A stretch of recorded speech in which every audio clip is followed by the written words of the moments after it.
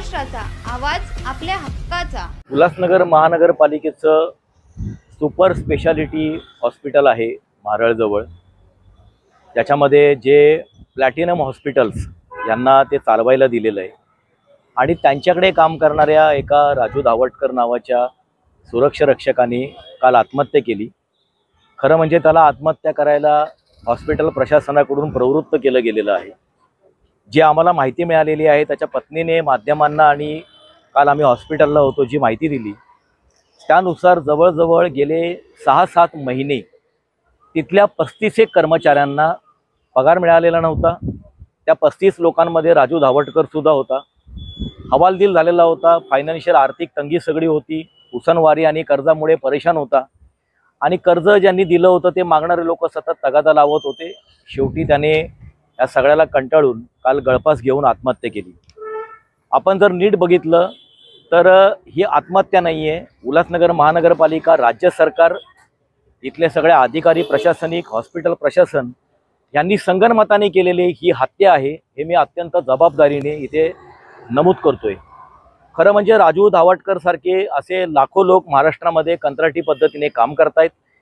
त्यांच्यासाठी कायदे आहेत वेगवेगळे। कंत्राटी कायदा आहे, किमान वेतनाचा कायदा आहे, बोनसचा कायदा आहे, असे वेगवेगळे कायदे आहेत।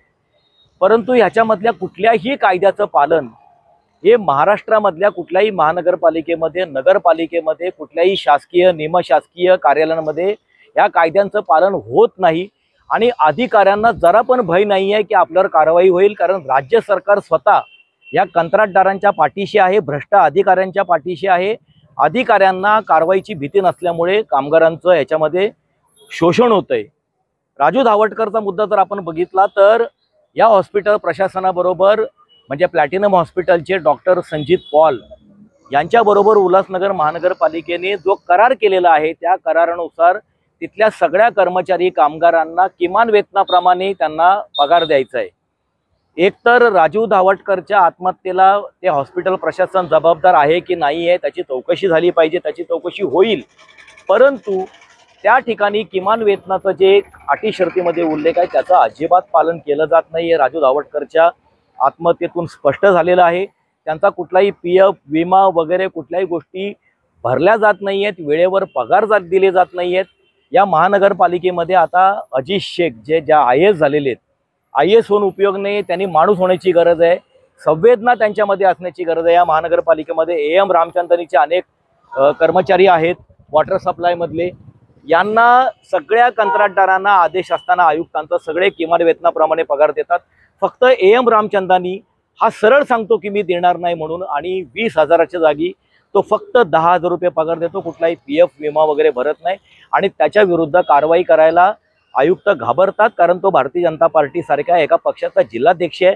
रवींद्र चव्हाण सारखा मंत्री त्या ठेकेदाराच्या सरळ पाठीमागे आहे आणि त्या कॉन्ट्रॅक्टर विरुद्ध आयुक्त जेव्हा जेव्हा कारवाई करतात त्यावेळेला रवींद्र चव्हाण सारख्या मंत्र्यांचा दबाव येतो। अशी एकदम खात्रीलायक बातमी आम्हाला माहिती आतमधून प्रशासनाकडून मिळालेली आहे। अशी जर परिस्थिती असेल आणि सरकारमधले बसलेले लोकच जर ठेकेदारांना शोषण करणाऱ्या ठेकेदारांना आणि भ्रष्ट अधिकाऱ्यांना जर पाठीशी घालणार असतील तर राजू धावटकर सारखी प्रकरणं महाराष्ट्रामध्ये येणाऱ्या काळामध्ये वाढण्याची भीती आहे।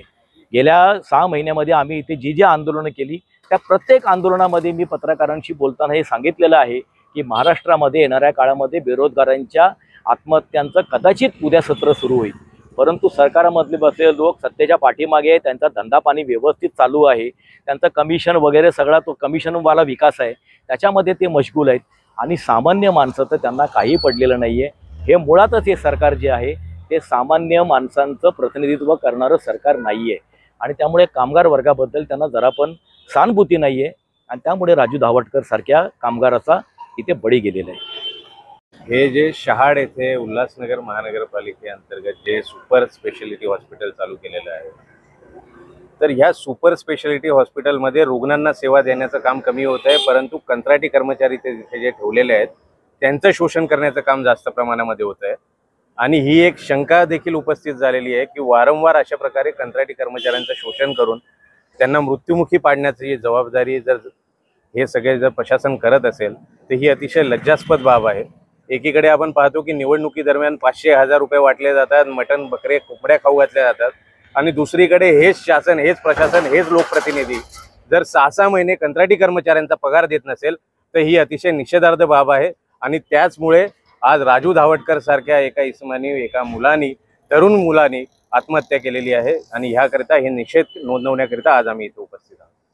बड़ी दुख की बात है कि आज हमें यहाँ पे खड़े रहने का कारण ये है कि एक कॉन्ट्रैक्टर कामगार जो कि 6 महीने से उनको पगार नहीं मिली थी और लास्ट में उन्होंने ये बहुत ही खतरनाक स्टेप उठाया था और उन्होंने अपने जीवन का जो है समाप्त कर दिया। बट बोलना ये चाहूँगा कि कितने महीनों से हम लगातार शासन प्रशासन सबको यही बोल रहे हैं, लेकिन इनके कानों में जू तक नहीं रेंग रही है, कोई भी कायदे का पालन नहीं किया जा रहा है। राज सर ने कितने ही आंदोलन किए हैं, कितने करस्पॉन्डेंस किए, और ये करस्पॉन्डेंस जो किया जा रहा है ये पूरे महाराष्ट्र लेवल पे किया जा रहा है।